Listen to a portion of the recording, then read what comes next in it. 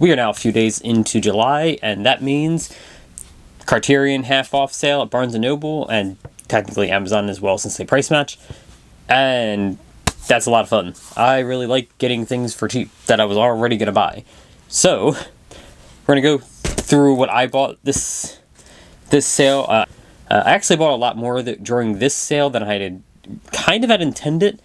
Going into the sale, I only really planned on getting a handful of things, which will be very funny when you see what I bought. But with the announcement of the Kubrick box set coming at the end of October, basically for the November sale, I had to make a decision on that, and that's pretty much going to be the thing I get during the sale. I'm hoping to at least get that. It may sell out. If I can't get it, I might get the Wes Anderson box set instead. I'm still debating on that one. I do really want the Wes Anderson box set, but since all the movies are in 4K, but I really do like the standalone movies, but they're all only on Blu-ray from Criterion, so I'm still kind of torn. I really wish they would have updated the standalones to 4K as well at the same time. Kind of sucks that they didn't, but I understand they want to sell the box set. So I'm torn on that. I might just buy the box set and then buy the standalones at a later date because I have no self-control. But I really like the numbers on the side of the box. They make me happy. So, I don't know. But I want to get the Kubrick box set back in the November sale, and since that's kind of a lot of money, that's probably going to be the only thing I get during that sale. Very unlikely I get anything else if I even manage to get that, if it doesn't sell out, which I expect it to sell out, to be honest. With that, we're going to start with the 4Ks I got, and then we'll move on to the Blu-rays. If I bought it in Blu-ray, it's because it doesn't have a 4K from Criterion, and the 4Ks are obviously the preferred method. Alright, so first up we got Life of Brian. I really like this movie. It's Monty Python, and I only had this on DVD, so I was very happy to upgrade to 4K.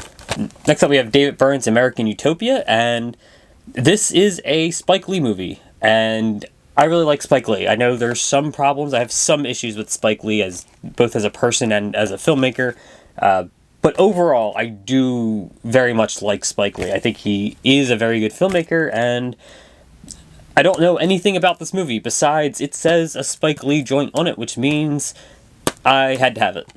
That's really all I got. I bought that just because it says Spike Lee, and that is enough for me. Very excited to watch it, but I don't know much else about it.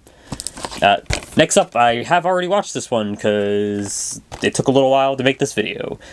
Pee-wee's Big Adventure. I like Pee-wee Herman. I thought the show was really cool when I was like 10. I do really think that Paul Rubin is funny, and honestly, this is the first time I watched this movie, like really watched the movie, and it's hysterical. This is great. I thought it was kind of weird this was getting a Criterion release when it came out. This movie's fantastic. This will probably get a video. Actually, it might be getting a video before you even see this video. This might be the Wednesday video, so you might have already seen my video on this by the time this video comes out. If not, it'll probably be within a few days. But so far, this has been my favorite pickup from this collection that I haven't seen, that I hadn't already seen going in. Next up, we have Kiss of the Spider-Woman, and I know nothing about this movie. It has William Hurt in it, which is cool. I don't know anything else. I bought this because when it was being announced, I remember hearing, just hearing people talk about it, and it being something that sounded really cool. And throughout the year, I make a cart I have an Amazon cart. This was one of the movies, and this was just one of the ones I decided to keep in the cart. There was a few I cut so during this, I did have more movies in mind. I had another 15 I planned on getting for in the running to get. Excited to watch it, but I don't really have a whole lot of information about it. Next up, we have Hairspray. I love John Waters. I have a tattoo of John Waters. I love John Waters so much. I was always going to buy this. This was never leaving my cart. I do already own this on Blu-ray. I will probably just get rid of the Blu-ray, to be honest, but love the movie. Can't really complain. I was always going to buy this. There was no shot I wasn't buying this. Same thing with Desperate Living.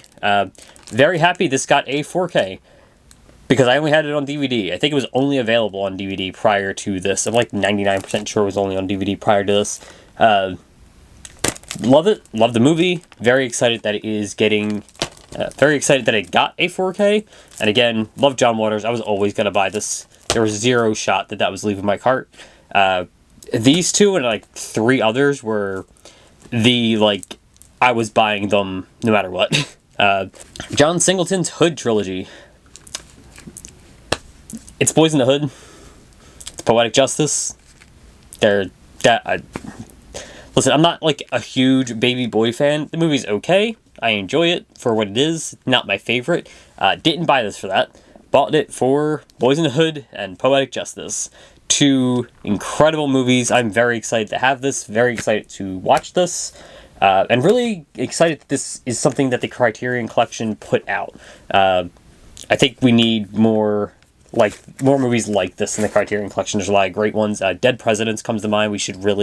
I'm really surprised it's not in the Criterion Collection at this point. It has like no good release. There's a DVD that looks like shit, and that's it. There's like an uncut version of it that I believe doesn't have a good release. I think it had a Criterion like Laserdisc release back in the day. But there's like no good release of that movie. So I'm really surprised it's not in the Criterion Collection. Kind of a tangent. Anyway, the immediate ones that come to mind for movies like this are just this box set and like Menace to Society. That's really it. So it would be nice to get more movies like this in the Criterion Collection, and I do think this trilogy is great. I think it's absolutely worth picking up. Next up we have Choose Me. This is another one I don't really have a ton of information about. It looked really cool when I saw people talking about it. I saw it was getting a 4K. I remember people discussing it when it got announced. Sounded really cool, and it made it into my cart, and somehow it made it home. I like to just watch movies without knowing too much information. I don't really like having too much information going into a movie. If you know too much, it kind of spoils the movie. I want as little information as possible while also selling me on the movie. Similarly, this one's actually open because it came like half ripped open, so I took the plastic off. I haven't seen it yet though. And that's Salam Bombay, and this is an Indian film, which I just don't really have a whole lot of Indian movies, and this one sounded pretty cool. That's really all I got. It sounded pretty cool. Directed by Mira Nair. It says it was acted by people that she just like found on the street, which sounded really cool, and given a documentary style narrative, just sounded interesting. And again, I don't really have a whole lot of Indian movies in my collection, just not blind spots happen, and I am always willing to give something a shot. I am always willing to just try a movie, so it made it into the collection, especially since it had a 4K. It being in 4K is honestly a selling point for me, especially with these newer Criterion releases, because then I don't have to worry about upgrading or anything like that. When I go back, like that's the end of the 4Ks. The next stack is all Blu-ray. The concern is if I really like the movie, they might put out a Blu-ray, or they might put out a 4K later, and I'm going to have to debate if I want to update it. So, while I probably won't, it's always a possibility that I want to. So it was harder to make so these ones I had a better reason for wanting than just it looked cool and it was on. It looked cool. These ones I was a little bit pickier about because they were just Blu-ray. The 4Ks I was a little bit more willing to just take the chance because I know I'm not going to upgrade or anything like that later. I don't have to really worry about that. Going on to the Blu-rays, we have the other box set I bought, which is Lone Wolf and Cub. I had been looking at this for quite a bit. It is 6 movies based off of a manga by the same name, and it looked really cool, really interesting. I haven't really delved too far into like samurai movies, Japanese samurai movies. It's kind of a redundancy. I haven't really delved too far into samurai movies, and this just seemed like a good place to really start. I do own a couple of Kurosawa movies, but I never actually watched them. I picked them up secondhand for extremely cheap, so they just made their way into my collection. I've never actually intentionally bought one. But those are older, and not to say that there's anything negative, those are just kind of older movies, and I just haven't really been able to get into a mood to watch them. But this looked really cool, and being based off of a manga is just usually a selling point for me, because I do really like to read manga. So with that in mind, it just looked cool. I thought it'd be a good place to kind of start watching some more samurai movies, and hopefully I get an idea of if I actually want to watch some of these other ones. I'll probably still watch the Kurosawa movies that I have already eventually, just because I already own them. I'm gonna give them their chance. But at the same time, every time I look at them, I'm just not super interested in watching. But what I've seen of this so far, like the clips I've seen, looked really cool. And I'm hoping that this kind of pushes me to experiment with something, with a genre that I just am not super familiar with. Next up, we have Desert Hearts, and this is just like a low budget gay woman movie, and that was always going to get me. So yeah, actually a film director that I like, sort of. A film director whose movie I have not yet seen because it is not available for me to see, but I did pay money to their Kickstarter or Indiegogo, one of those, to buy it. She had this as a must-watch movie, and that was enough. Let me be honest, that was enough for me to make the purchase on it. When talking about her movie looked really good. It's called Again Again. Looks fantastic, and it's getting incredible reviews. I'm super excited to be able to watch it. Right now, I think it just had its Seattle premiere. Hopefully it comes to my area, or at the very least, we get something to see. Just a way to watch it would be fantastic. I'm very excited to watch it. But at the same time, I'm not able to yet. But it looks fantastic. If you can watch it, watch it. But aside, one of the movies that she put on a must-watch list, I had seen 80% of them. This was one of them, and I hadn't seen it, so immediately picked that up when I had the chance, because if you make movies that look that good, I'm probably going to like your taste at least enough. Again, worth taking the chance. That is enough of a recommendation for me to just take the chance on the movie. If I don't like it, it is what it is. So we have Lady Snowblood. This is the movie that inspired Kill Bill. I really like Kill Bill. Not my favorite Tarantino movie, but it's up there. And this is the original, we can call it the original version. Again, looked really cool. Don't know a ton about it, but it looked really cool, and that was enough for me to just take a shot. I also, again, Japanese, samurai-ish movie, I guess. I don't think it's actually a samurai movie, but it's close enough. Just very well regarded.